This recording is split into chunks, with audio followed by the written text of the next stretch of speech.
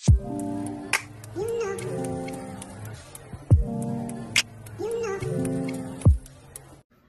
guys, welcome to GNSK World. உங்க வீட்ல சாதம் மீந்துடுச்சுனா அதை தயவு செய்து தூக்கி போடாதீங்க.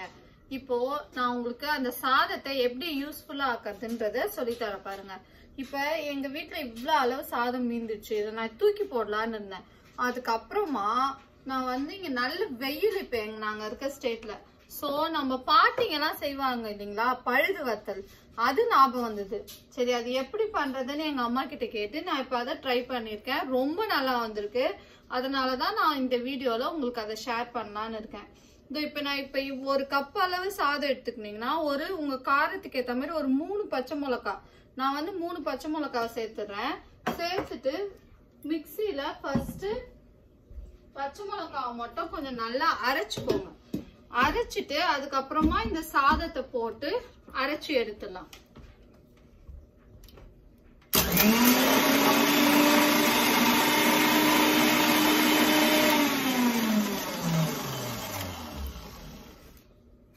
பச்சை மிளகாய் பாத்தீங்கன்னா ரொம்ப ஸ்மூத்தா பேஸ்ட் மாதிரி தான் அரையாது, ரொம்ப ஒண்ணும் பாதியமா தான் அரைஞ்சிருக்கும். அதனால அது ஒன்னும் பிரச்சனை இல்ல. சோ அதுலயே நம்ம வந்து ரைஸ போட்டு இப்ப அரைச்சிடலாம். ரைஸ நல்லா பேஸ்ட் மாதிரி அரைச்சுக்கோங்க. அப்பதான் நம்ம முறுக்கு குழால போட்டு பிழியும் போது எதுவும் நம்மளுக்கு வந்து ஸ்டக் ஆகாம ஃப்ரீயா வந்து முறுக்கு பிழியிற மாதிரி வரும். சோ ரைஸ வந்து நல்லா ஸ்மூத்தா அரைச்சுக்கோங்க. இந்த பச்சை மிளகாய் நெடி வந்து எனக்கு இருமல் வந்துட்டே இருக்கு. இப்ப பாத்தீங்கன்னா சாதம் வந்து இது மாதிரி முறுக்கு மாவு பதத்துக்கு வந்துரும். நீங்க வந்து தண்ணி எல்லாம் எதுவும் விட வேணாம். ஜஸ்ட் பச்சை மிளகாய் ரைஸ் அரைச்சிருக்கோம். இதுல வந்து நம்மளுக்கு தேவையான அளவுக்கு சீரகம் பாருங்க, நான் இவ்வளவு அளவு சீரகம் சேர்த்துக்கிறேன். அப்புறமா கொஞ்சம் உப்பு, இதுக்கு எவ்வளவு தேவையோ அவ்வளவு அளவுக்கு உப்பு இத சேர்த்துட்டு நல்லா மிக்ஸ் பண்ணிட்டு நம்ம எப்படி முறுக்கு பிழியுமோ அதே மாதிரி பிழிஞ்சு வெயில்ல நல்லா காய வச்சிடணும். ஒரு 2 டேஸ்க்கு நல்லா வெயில்ல காய வைங்க. ஏன்னா அப்பதான் நீங்க வந்து எண்ணெயில போட்டா அது நல்லா காயலன்னா வெடிக்க ஆரம்பிச்சிடும். அதனால நம்ம வந்து நல்லா காயணும் வத்தல் மட்டும். அதுக்கப்புறமா லைட்டா தண்ணி தெளிச்சு நீங்க வத்தலை வந்து ரிமூவ் பண்ணி எடுத்துடலாம். யூஎஸ்லாம் வத்தல்லாம் நம்மளுக்கு அவ்வளோ விலை விற்கும். அப்பளம் வத்தல் எதுவா இருந்தாலும். ஸோ வெயில் டைம்ல கொஞ்சம் அதிகமான சாதத்தை போட்டு வடிச்சு கண்டிப்பா இந்த பழுது வத்தலை ட்ரை பண்ணுங்க. உங்களுக்கு எப்படி வந்திருக்குன்றத எனக்கு வந்து கமெண்ட்ஸ்ல கமெண்ட் பண்ணுங்க. கொஞ்சம் நல்லா மிக்ஸ் பண்ணிக்கோங்க. ஏன்னா எல்லா இடத்துலயும் இந்த ஜீராவும் சால்ட்டும் ஸ்ப்ரெட் ஆகும்.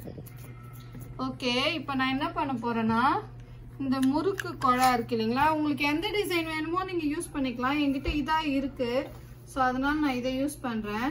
இதான் பிழியணும்னு இல்ல, நீங்க ஜஸ்ட் ரேண்டமா பிழிஞ்சு விட்டுக்கோங்க. அது நல்லா காய வச்சிருங்க. இங்க பாருங்க, நான் லாஸ்ட் வீக் போட்ட பழுது வத்தல் எவ்வளவு கிறிஸ்பியா வந்திருக்கு பாருங்க. அப்படியே சாப்பிட்டவும் நல்ல டேஸ்டா இருக்கு. ஒரு தக்காளி குழம்பு வச்சுட்டு இந்த பழுது வத்தலை வச்சுன்னு சாப்பிட்டா அவ்வளோ டேஸ்டா இருந்தது. நீங்களும் கண்டிப்பா உங்க வீட்டுல ட்ரை பண்ணிட்டு என்னோட கமெண்ட் செக்ஷன்ல கமெண்ட் பண்ணுங்க. Thank you for watching.